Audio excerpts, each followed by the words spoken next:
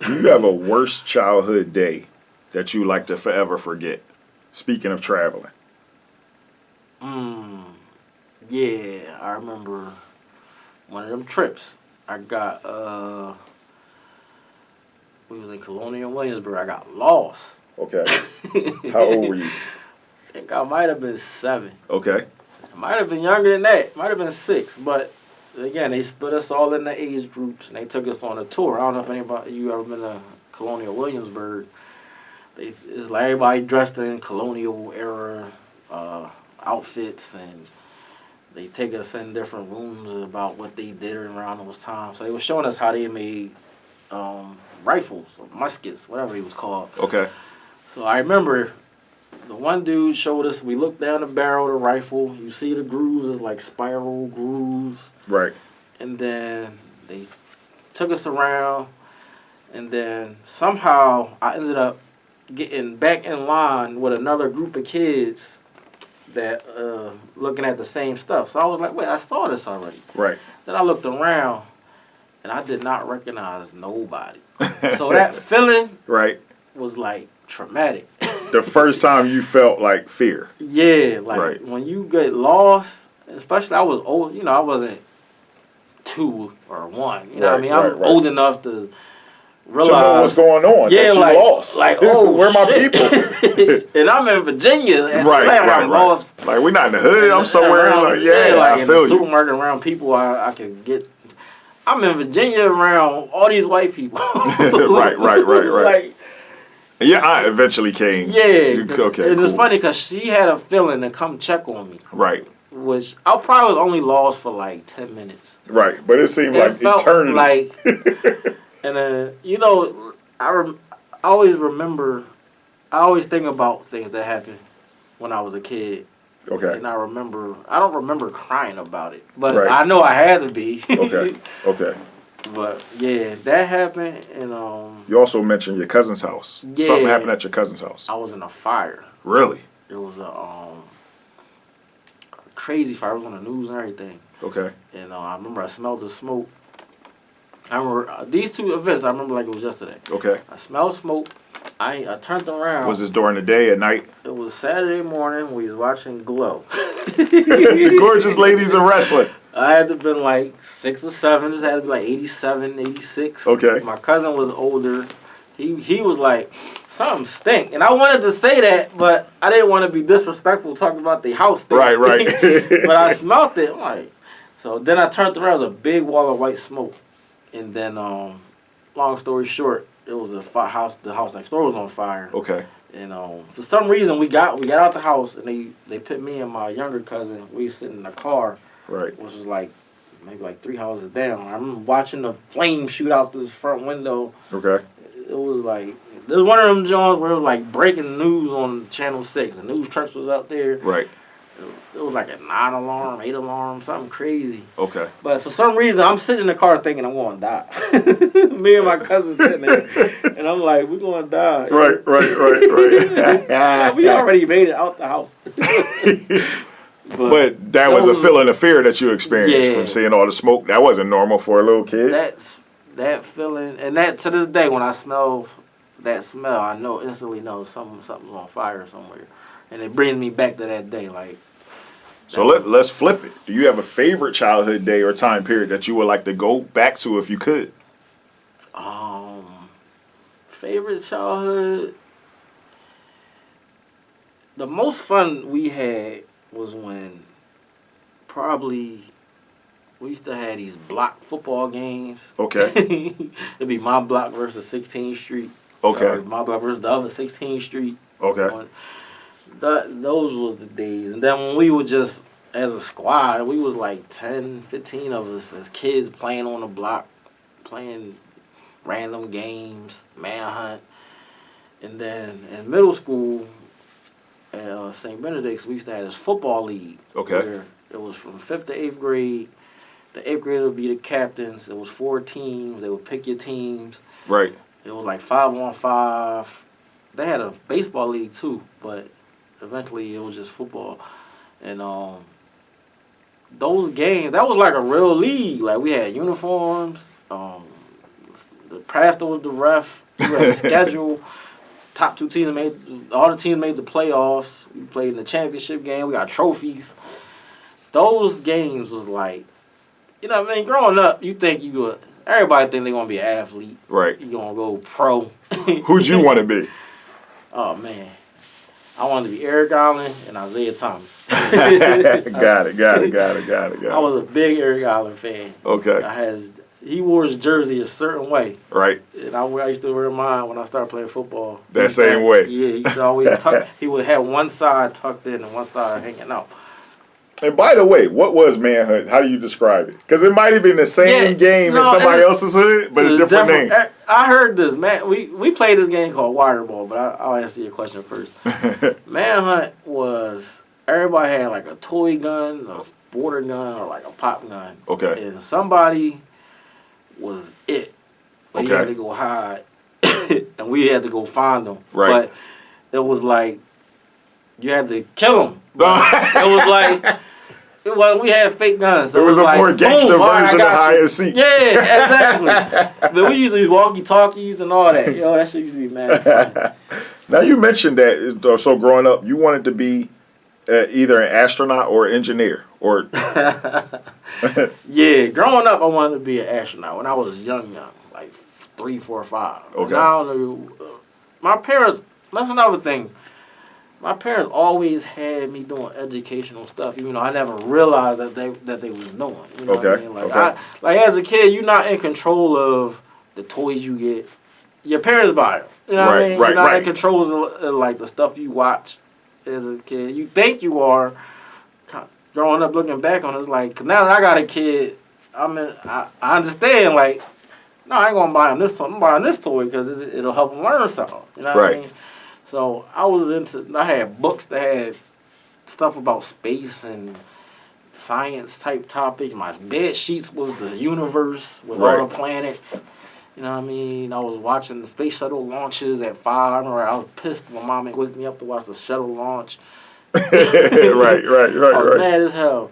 Like stuff like that. But then when I got older, when I really was thinking about what I want to be, when I got in like high school and college age. Okay. My man, his dad had all these cars. Right. My man grew up with all the best sneaks.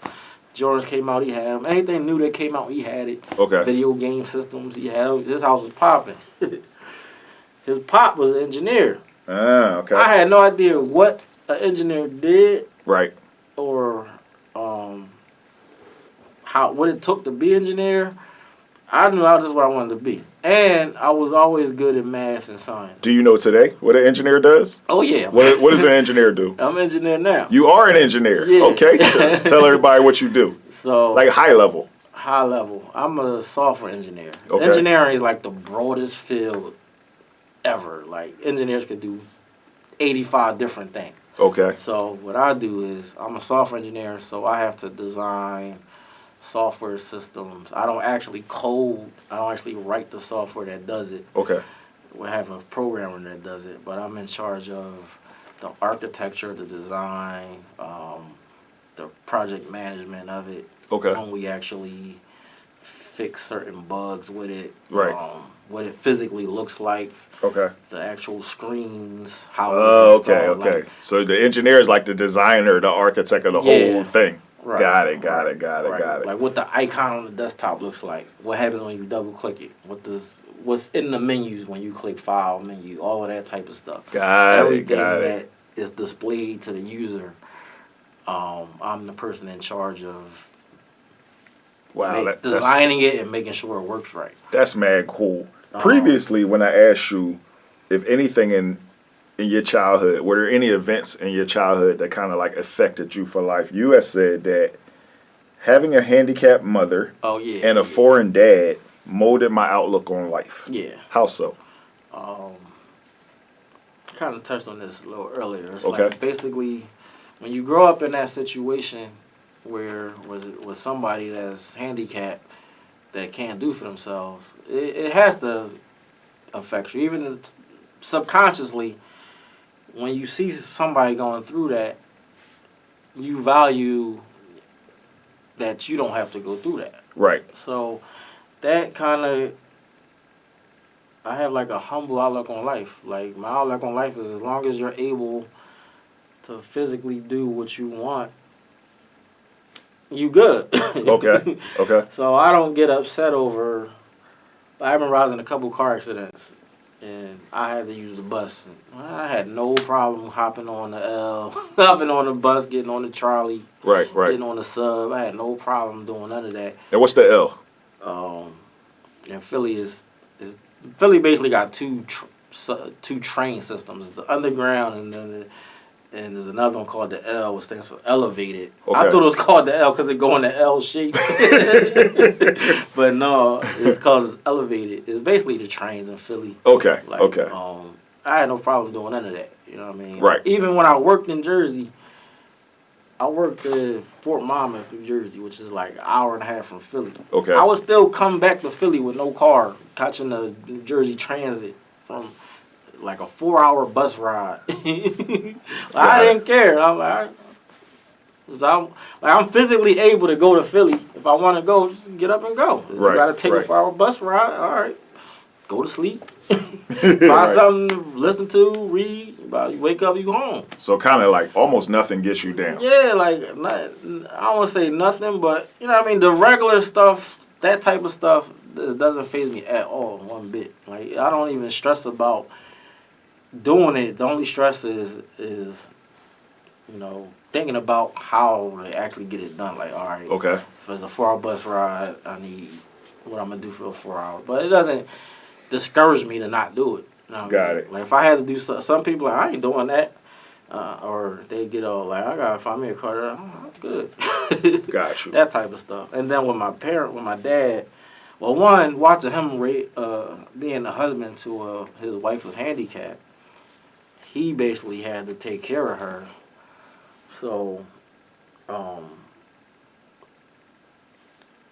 just watching that dynamic and how he raised me, even though it was some negative aspects to it, at the end it was mostly positive, and I know that a lot of I grew up I also coached Little League football, and a lot of the kids that I coached didn't have it. You could tell who has a father at home and who doesn't, just by the way how the kids act. Really? Yeah. So just being a father,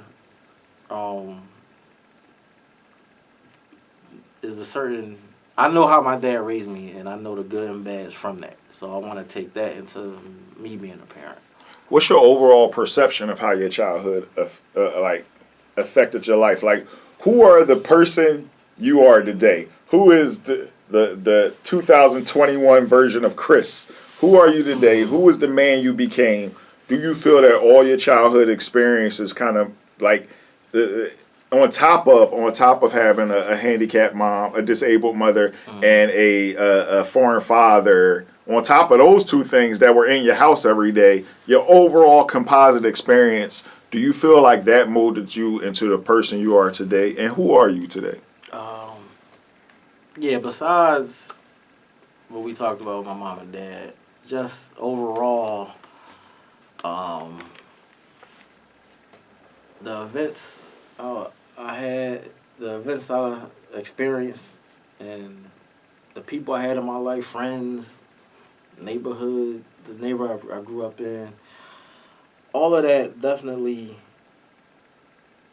had input into how I became who I am today. And who am I? I would like to think I'm a good person.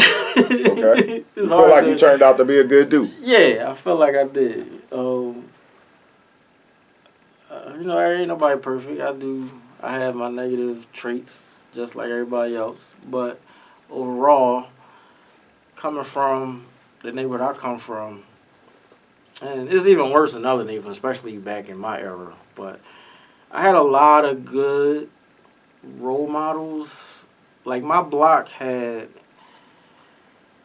a lot of and growing up today, I see it now with I don't know a lot of my neighbors on my block. Where I grew up, not every single house we knew, but pretty much all the older ladies and men on the block, they watched out for us. They they knew who we was. They knew our parents. It was really a village. Yeah, like all of that that kept most of us out of trouble. You know what I mean? Even when we was doing bad, somebody saw us, and they would tell our parents, and because they knew our parents. Right.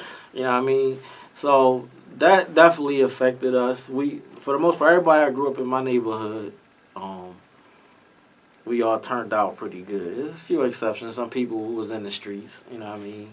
And even them, they turned out, they was in the streets, but they still turned out not to be the craziest dudes. Right, you know what I mean? They in the streets, but they still got goodness to them, you know what I mean? They still got respect for all the older people on the block that raised them, quote unquote, raised them. So overall, I had like, I don't think I could have had a much more positive experience based on, you know, what I seen that else could happen, especially a Philly kid, you know what I mean? So I was able to have a so far successful career as an engineer, traveled the world, been overseas a few times, and if there's a kid out there watching this who wants to become an engineer, what do they need to be good at? Definitely need to be good at math. And it's funny, to be an engineer, really, you have to get a degree in engineering. So that aspect, you have to be good at math and science. But once you actually have a degree, you might not even use anything you learned. Right. Still, like every other degree. Yeah, but you just have to be a critical thinker. Okay. And you got to be able to... what does that mean, to be a critical thinker? Like, engineers, it's like I said, it's a broad field. It all has to do with building something, creating something. Okay. Figuring out what's wrong with something, why something doesn't work. Okay. All that type of stuff. So you got to be able to use your brain to be analytical, I guess. Even you can apply that to real life. Yeah. Real life situations, right? Definitely. Right. Any situation. Most engineers, we feel like we can run the world. We feel like there's no job we can't do because any job you have to have a brain at some point. Right. Even if you were a cashier or if you stocking equipment. I used to work for UPS growing up. Okay. You have to put packages in a certain way or the shit's going to collapse on this stuff. Right. It doesn't matter what you're doing. If you a cashier, you got to know how to count money. You got to do math. You got to know how to make change. You know what I mean? Like, it's nothing. At some point, you got to use your brain. Even the worst jobs. If you're a drug dealer, you got to use your brain. No, the drug dealers be like the smartest dudes. Yeah, exactly. So how you going to know how to do fractions, but you can break down an eighth and a sixteenth? You know how to use a scale. You know how many ounces to a pound? Like, yo, I can't do that. Right. So with all that being said, I want you to give some advice to blank-year-old Chris. Like if you, with everything that you know now and the person you are today, everything you experience, if you could talk to a younger version of yourself, how old would he be and what would you say to him? Man, it's a lot. If I want to talk to 10-year-old me. Okay, 10-year-old Chris. Maybe like 12-year-old me. Okay. I was real self-conscious, shy, didn't talk a lot, and I wasn't good at making friends, especially like in a school setting, especially like high school, because I was not very talkative, or I was real shy and quiet and self-conscious about, I didn't like my voice, I didn't have like the best clothes, but put me in a sports setting, I'm good. Or I wasn't shy around my friends I grew up with. Right. You know what I mean? So it was like, and it's funny because, like I said, I didn't have a lot of friends in high school. I was cool with certain people from every clique, and that's because somehow I got cool with them, where it was like we would interact, and we would have like a bond at some point where we became cool. But I didn't do that with everybody because, I don't know, I don't really communicate well when I talk. In terms of like, I don't think of the right words to say. I work better in a setting where on the internet, like I can type out what my thoughts are, and I can get it out. If I don't look right, I can rewrite it. You know what I mean? When you in a face-to-face setting, you might I misspeak a lot, where I used the wrong words and I didn't really mean that. Now that I'm older, it's not as bad because I got more experience in talking. But as a kid, it was really bad. In fact, I stuttered. Nobody really know that I stutter, but it only happens when I try to talk too fast and I don't know what I'm saying. Because my mom stuttered too, and she had the same problem. So if I had to give advice, it would be to just say, F it. Don't just, at the end of the day, it doesn't matter what nobody else thinks. Even if they think the worst, at the end of the day, they not going to affect anything about you one way or the other. So if you misspeak, so what?